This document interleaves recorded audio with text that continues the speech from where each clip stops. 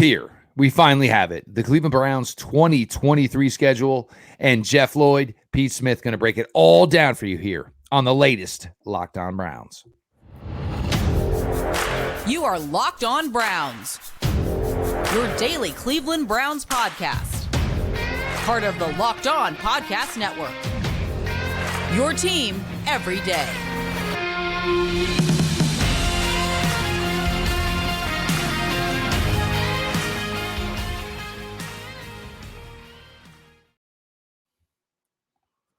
Welcome back, my friends, to the show that never ends, your daily delivery of all things Dog Pound LGB on the LOB, the Locked On Browns podcast, brought to you by the Locked On Podcast Network, your team every day. Your host, Jeff Lloyd, at Jeff_LJ_Lloyd.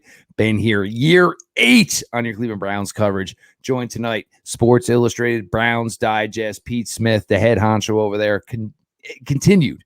Fantastic work for him and the team over there. But look, it is schedule release day. For everybody who's tuning in for the first time, make sure you are subscribed to Locked On Browns podcast here on YouTube. Make sure you got those notifications on. And of course, subscribe wherever you get your podcasts.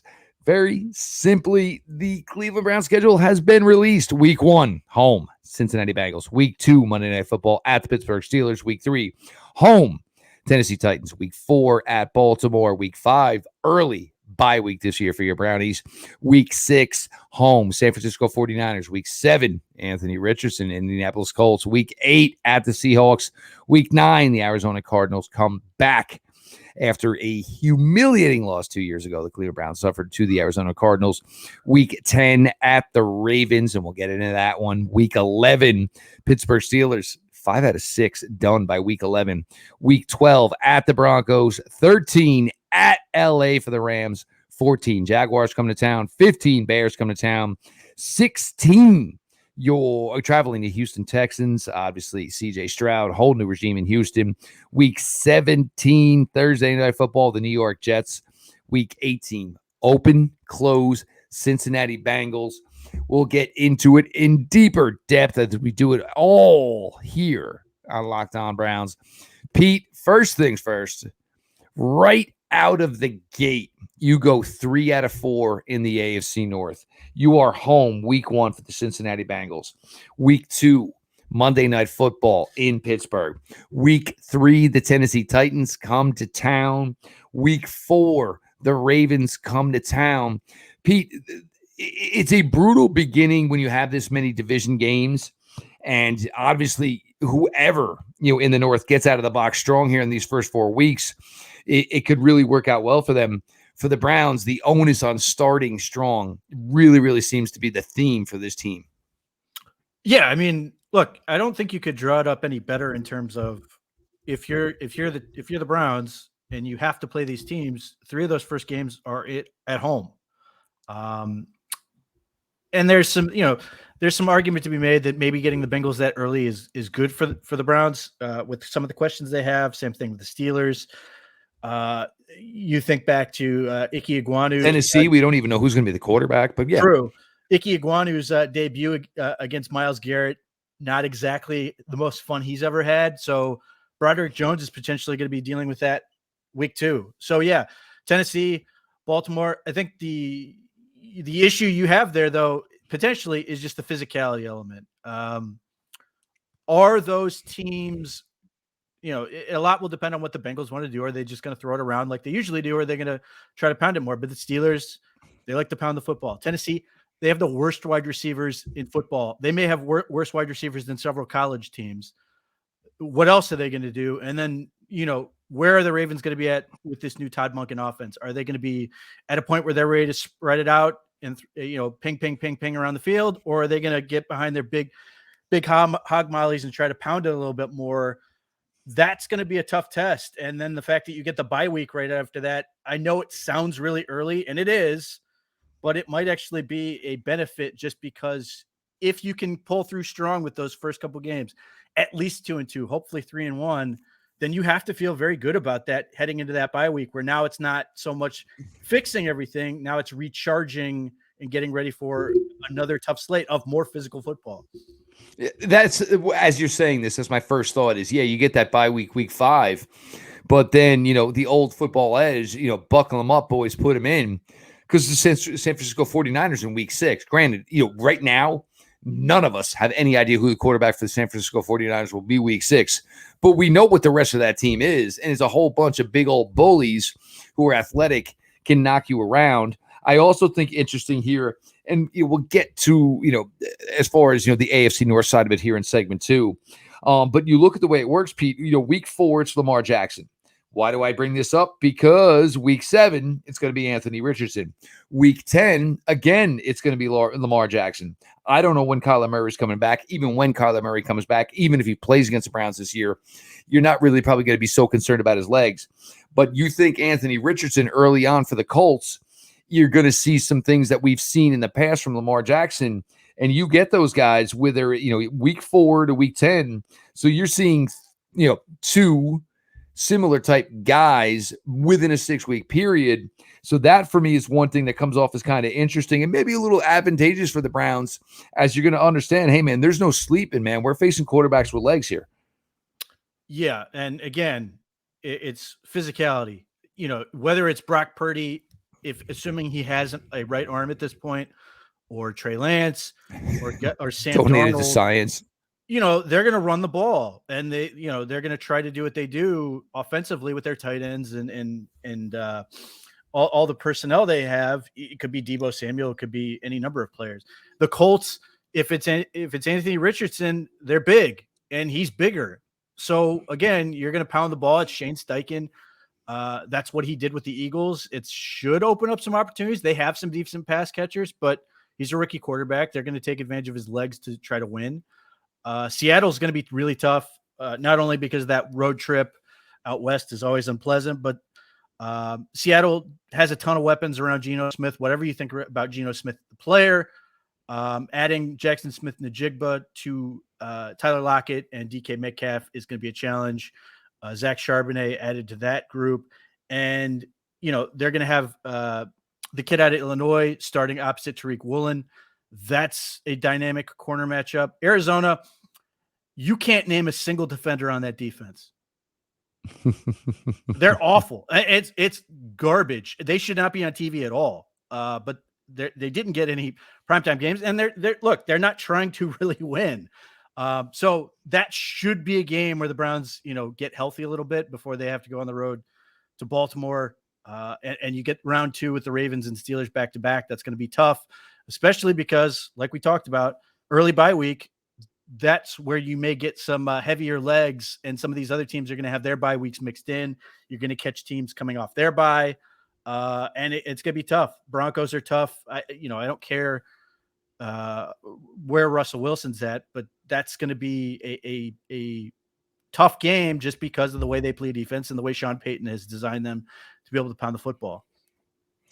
No question. We're going to switch it up here. We're going to get to segment 2 here. And this is a little bit of a difficult one here, and it's a little bit different than the way schedules come out. Look, every year it's a little bit different, but the Browns are going to play 5 of their AFC North games within their first 10 games. Obviously, the bye week early, week 11, week 10, Baltimore, week 11, Pittsburgh. So we're going to get to that, break it down a little bit here. Jeff Lloyd, Pete Smith, 2023 NFL schedule release, and we are busting it all up, chopping it all up here for you guys, like we always can do.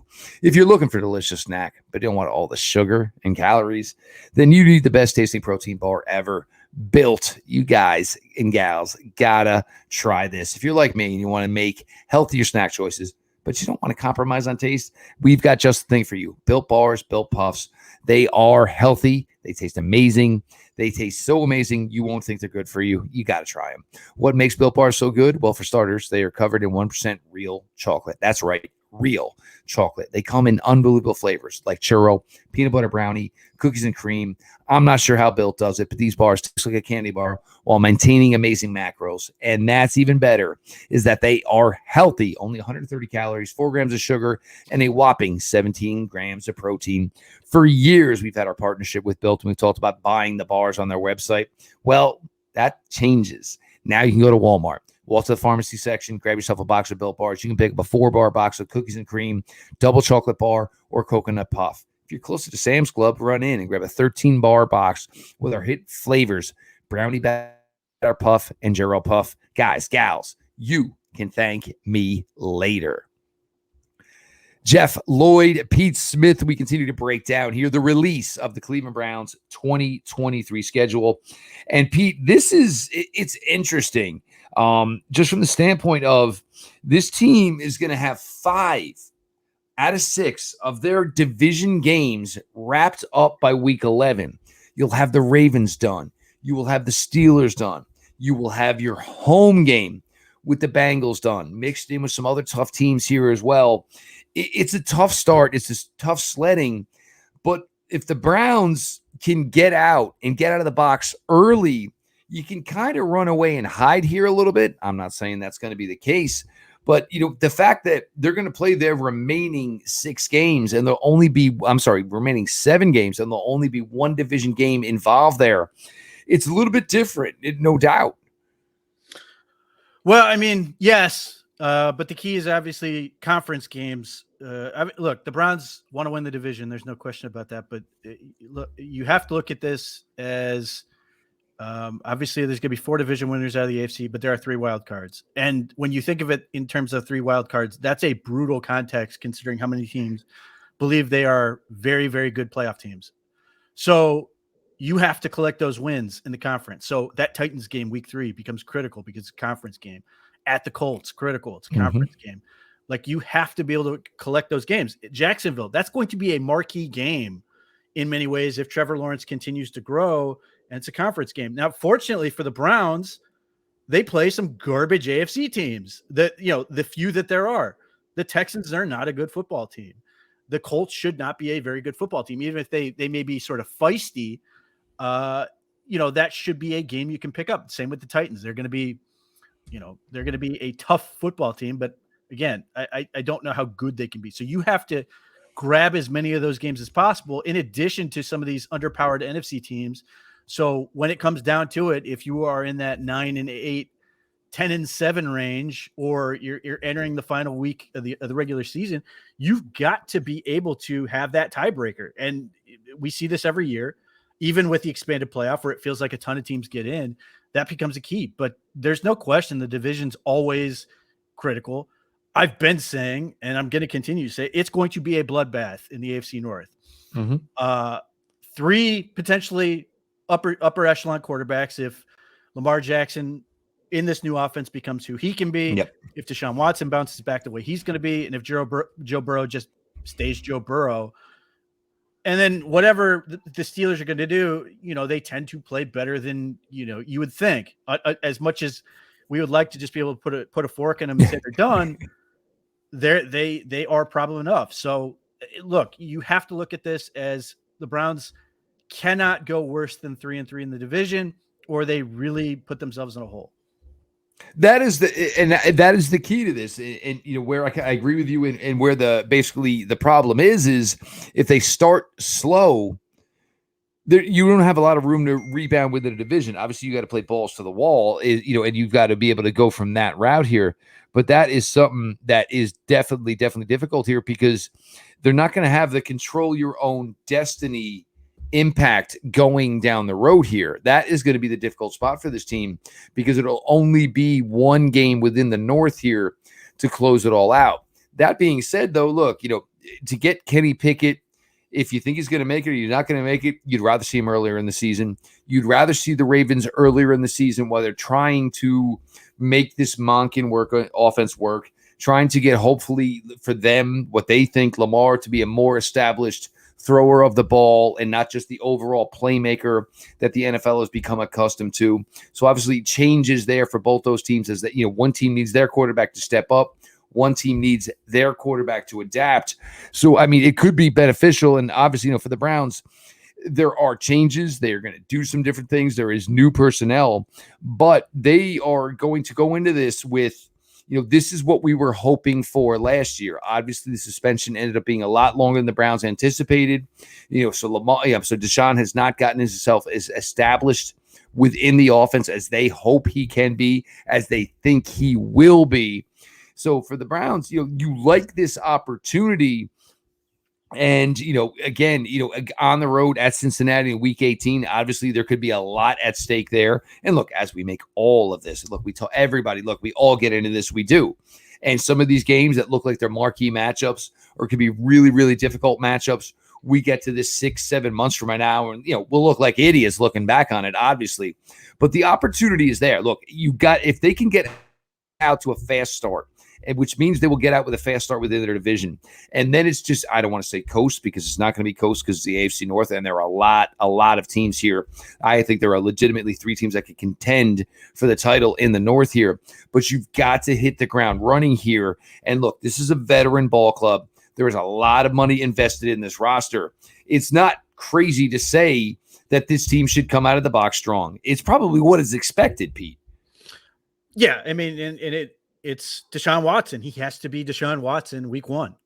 Or if they drop a game, he's got to be able to respond very quickly and become that quarterback, because here again, they can't sort of put themselves in an early hole and then try to kick out. It's just going to be really difficult to do that. So just the way the schedule loads out, they're in a great spot if Deshaun Watson is the quarterback they signed up for him to be right out of the gate. They can get out well, they can get plays going, and then he can hopefully get even better over the course of the season. But he has to be they has to be the franchise quarterback if the Browns are going to win the division. And the offensive talent on this team can carry him a little bit, but it's just really tough with how competitive it is and how many, top quarterbacks are in the AFC conference. To make the playoffs, you have to have one of those guys. The Jets last year are a great example of that. Lack of quarterback play just killed them down the stretch. You don't have room for error there. And you paid this man this significant amount of money for just this reason. We can talk about every other player on this roster until we were 110% blue in the face. It comes down to Deshaun Watson. He was brought in to be the change. He was brought in to be the guy, and maybe the only guy, that will be mentioned in Cleveland Browns lore in the same breath as Bernie Kosar. This is what he is here to do. This is why you paid him what you did, and you paid him so handsomely to do it. And, we understand last year all that went on, the newness, the time missed, the time away, not being that established yet with your talent, and then trying to shift an offense built for one quarterback who played for 11 weeks as opposed to the next quarterback who was coming in for the final 6 games. Just a really, really difficult season to manage as far as a franchise, but it is all on Deshaun. Every aspect of this is on Deshaun. We're going to get here. We go to segment 3 here. As brutal as it is here, the last 7 games for the Browns, there's an interesting and certainly a brighter spot to that, and we're going to get to that. Sports Illustrated's Pete Smith joining me here. Your latest Locked On Browns 2023 NFL schedule release. Cleveland Browns, it starts tough. It gets a little bit tougher, but we'll get to segment 3 here. And if they can navigate that, there could be some sunny days ahead. For everybody tuning in now, first time, subscribe, notifications on YouTube, wherever you get your podcast. Locked On Browns, always available, always free. Appreciate all of you for being along for the ride. Pete, now this is where it does get interesting, because you look at that back 9, so to speak, here for the Browns, and there's a lot of winnable games there. You're playing against some teams where you don't really even know the direction of the franchise. Yes, we're talking about the Los Angeles Rams. The Jaguars are going to be tough. The Bears. This Bears would have been a game you would have liked earlier in the season, maybe then later in the season. The Texans, probably not going to be there yet. Who knows? And look, I hear a lot of Jets people talking. You were not better than the Buffalo Bills. I don't care if you brought in Aaron Rodgers or not. You were not better than the Buffalo Bills. So just get that through your head. I did, from my close fuck, my inner fuck, you are not better than the Buffalo Bills. And then you could have an attempt at a possible control your own destiny type of thing with closing out the season week 18 with the Cincinnati Bengals. And of course, when we're talking about some of these last games here, you know, who knows how these games work? And everybody, oh, well, the Browns only have 2 primetime games. Primetime games, you kind of control your own destiny these days. You know, you get to a certain part of it, and if you are a hot team, you are a team that people want to see, you are a team that's doing well, these games and the schedule automatically, all of a sudden, it can change. But, you know, that back 9, Pete, looks like a manageable back 9. Yeah, look, here's one of the things that's interesting is the Browns play the Ravens both times before the Ravens have their bye week. So I'm curious how that works out. But yeah, look, this makes me think of 2 years ago when the Browns played the Ravens twice within 3 weeks with their bye week in between. Like there's just like, who's doing this and says this makes sense, this doesn't make sense. Look, the way the schedule plays out with having the you know, after Arizona, you get go at Ravens, home for the Steelers. That Denver game is tougher than I think people want to appreciate it. But, you know, that would be great to get a win, especially if Russell Wilson just can't play. The Rams are an expansion team with Aaron Donald. Who knows if Aaron Donald will be on the team at this point? If they trade him or, you know, they sell off more pieces. That Jacksonville game could be great just in terms of entertainment value. Bears look, Justin Fields, he's getting better, but that team just doesn't have enough. The Texans are, you know, I mean, the one thing though is, you know, December 10th, if Jacksonville's coming to town, you'd maybe rather it in December than possibly September, you know? Perhaps. I don't know how the Waffle House travels in the cold, but we shall see. Bears are not a good team. Justin Fields is entertaining. He's got more weapons than he's had, but they earned the first pick of last year's draft. So they are better, just shouldn't be better enough. Houston is not a good football team. Their defense is better. Like, their defense on paper is okay. You know, Will Anderson, if he can play the way they hope, they've got some interesting pieces there. They gave him jersey number 51. You can't wear edge and play 51. Will Anderson is wearing 51. Bust. It's over. Oh, that's over. That's a terrible, terrible number for an edge.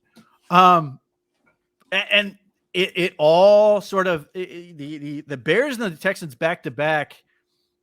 If the Browns are a good football team, they take care of business those 2 games and set up for that quick turnaround. That Jets game, a lot of demons to exercise.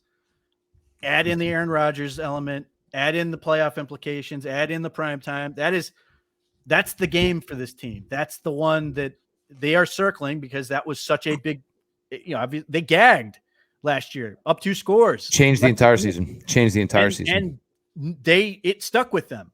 And, you know, they have a lot of different players on the roster. That is still a game that's going to matter. I almost worry a little bit potentially about a little bit of an emotional letdown the following week against the Bengals, but they do get the 10 days. Bingo. Which is an advantage.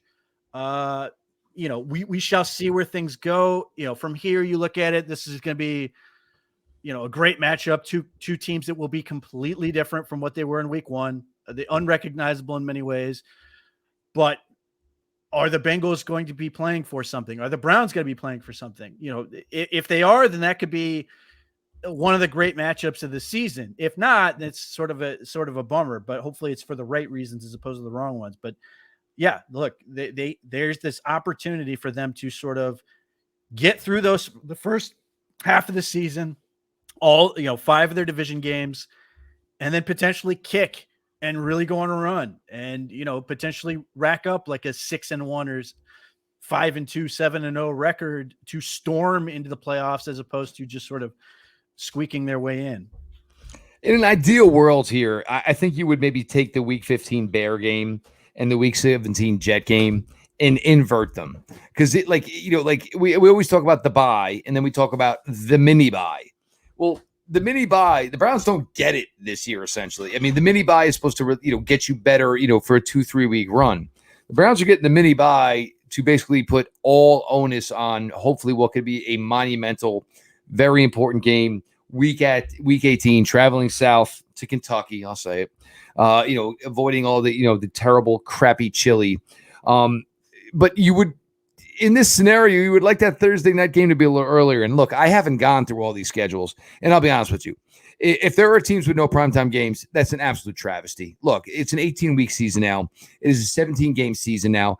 And look, we all complain, oh, this Thursday night matchup stinks, and this, that, and the other thing. We all sit down, we watch it. We do. And look, I mean, when you talk about Houston, obviously they're on the Browns schedule.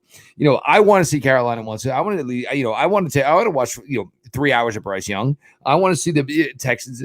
So from that respect, I think that's terrible. The injustice that the possibility that some teams are not getting primetime games. But Pete, if one thing could have been changed and a little bit tweaked, is maybe the Jets game was week 15. Then maybe you went, Bears, Houston, Bears, Cincinnati, and had a chance to maybe take advantage of what's supposed to be the mini bye. Yeah, look, especially with the week 5 bye week, you would definitely love to have that Thursday night game earlier. But if the Browns are good, nobody's going to complain. Well, if they're good, that week 17 Thursday night game into a 10-game rest before the Bengals and then the playoffs. And then maybe week 18 doesn't mean much. Well, not even if it does, you still get that becomes an advantage for you that you got 3 extra days. All hands on deck. Everybody, all hands on deck. You can find a way to get everybody ready within 10 days. 10 days for the Bengals. And then if you're in the postseason, it goes, oh, now the Browns had that little extra recharge. And now are that nobody wants to play this team week, the first week of the playoffs type deal. So like I said, I'm with you. I wish it was a little bit earlier to balance it out. Cause I'm a fan of the week 5 bye week, given what I'm looking at, but that stretch of just 11 games in a row or 12 games in a row, before you get another break is a gauntlet. The Browns are going to have to prove it. Look, anyone who makes the playoffs in the AFC will have earned it. You get 7 of them, 3 wild cards. They will have earned it. The field is too strong. Nobody's coasting other than potentially whoever wins the AFC South, most likely Jacksonville. But everybody else is going to have to scratch and claw for a spot. Well, the thing with Jacksonville, though, is now you're a little bit of the hunted, So we'll see how that works out. There's definitely, a different aspect to that. And it certainly doesn't help the Jacksonville Jaguars that they're going to play everybody in the AFC North this year. Pete, the drum rolls come out. We got to do it. We got to do it.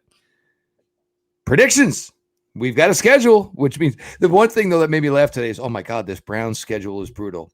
We knew the schedule. We knew what the schedule was. We knew the 17 games. We just didn't know the order. But, Pete, we got to do it. Predictions, Browns 2023. Yeah, my way too early stupid prediction is 11-6, and they go 6-6 in the first 12, and then they win the last 7. Again, it just comes down to if they can get through that first stretch, which is going to be really tough, and just keep themselves afloat, and they have the schedule in front of them that they can kick, gain strength, and potentially storm their way into the playoffs this year, which would be great. But even if they, you could say my 7-0 prediction at the end of the schedule is very, very bold. Fine. Even if they go 5-2 or 6-1, they're still in that 9-8, 10-7 range. I think 10-7 should be a relatively reasonable prediction for what I'm looking at, where this team is at. Obviously, everything will change when injuries and everything happen. But from here, on paper, 11-6 is where I'm at. For me, the entire key to this season is obviously the first 6 weeks, one of them being a bye here. If this team finds a way to get through home for Cincinnati, at Pittsburgh, home for Tennessee, home for Baltimore, bye week, home for San Francisco, if you can get out of this at 3-2, everything is there in your lap. It truly, truly is. And you're talking 11-6. You're talking 12-5. You're talking win the AFC North, because that page is turned and you get into a Colts, which should be a winnable game for you. The Seahawks, it's a bitch of a road trip. There's no doubt about it. The Cardinals, I don't even know what's going on with this team. Who even knows what we're going to see? And like Pete said, it's not enough the defense, but where are the playmakers on the offensive side of the ball? I mean, how motivated do you think DeAndre Hopkins is going to be for this Arizona Cardinal season? Because I don't see it. Then quick trip to Baltimore. Then you come back and you got Pittsburgh. Look, you go 3-2. Maybe you go possibly 4-1. The Browns hold every single card, in my opinion, because they have that soft back nine. They got the cushy par 4s, the easy par 3s, and then you can gear yourself up to get ready with a 10-day stretch to go face the Bengals down in Cincinnati. The Browns aren't traveling this much. There are not a lot of mileage. I think they're like 17th or 18th as far as teams in overall travel this year. So that's where a schedule like this probably is a little advantageous to this team because they're not going to be moving around a ton. So even though they got to play a lot of games in a row, it's not a lot of travel on this team. The possibilities are there. Look, is a move or two made still needed? Yes, there's no question about that. To beef up this roster, everybody needs the good luck, the good vibes as far as, health and all that stuff. But it's there. And if you're not bought in and you don't believe, where this team is at and the work that Andrew Berry has done to this point here, after the last 2 years and now trying to rewrite this ship. And I know everybody, if it starts, look, I don't want to talk about it starting slow and boo birds and people's jobs. That's just not where I'm at. I'm not in the mood. It's just not what we do. When it comes to the time, and if it does come to the time, yeah, you got to have real conversations. But these aren't conversations to be had right now. But we have it. Browns 2023 schedule. It's official now. Brutal beginning. A lot of tough teams, physical, tough teams that are going to test the Browns early. The fact that you're going to get to week 11 and you're going to have 5 out of your 6 division games over with, but you do get the advantage of that soft back 9, week 17, Thursday night with the Jets, and then 10 days to do whatever you got to do to be ready for a road trip to the Cincinnati Bengals in what could be a meaningful game. He is Pete Smith. All the crew over at Browns Digest, SportsIllustrated.com. They do a fantastic job. These guys continue to put out, guys and gals, I should say, continue to put out fantastic content day in, day out. Make it a part of your daily rotation. Read the articles, the podcast, all that stuff. Make sure you're following @_Pete Smith_ myself @Jeff_LJ_Lloyd. Look, going to my 8th season of covering the Cleveland Browns here for Locked On. Enjoy. These are the times where I buy myself back in. Pete knows my deal. What I normally say, I ask the Mets to get me to August, get me to training camp. I might not make it this year. They may disappoint me. So I've got to buy in here early now. I went to October last year, Pete, for a hot stinking minute. I went to October last year. As far as the show, anybody new here, make sure you're subscribing to the Locked On Browns podcast here on YouTube. Make sure you have the notifications on, audio-wise, wherever you get your podcasts. Always available, always free. Browns 2023 schedule. We've got it. Reactions, we get to break it down even more next week. We get to break down individual games, all of that stuff. Looking forward to it. This has been your daily delivery of all things Dog Pound. LGB on ELOB. Let's go Browns.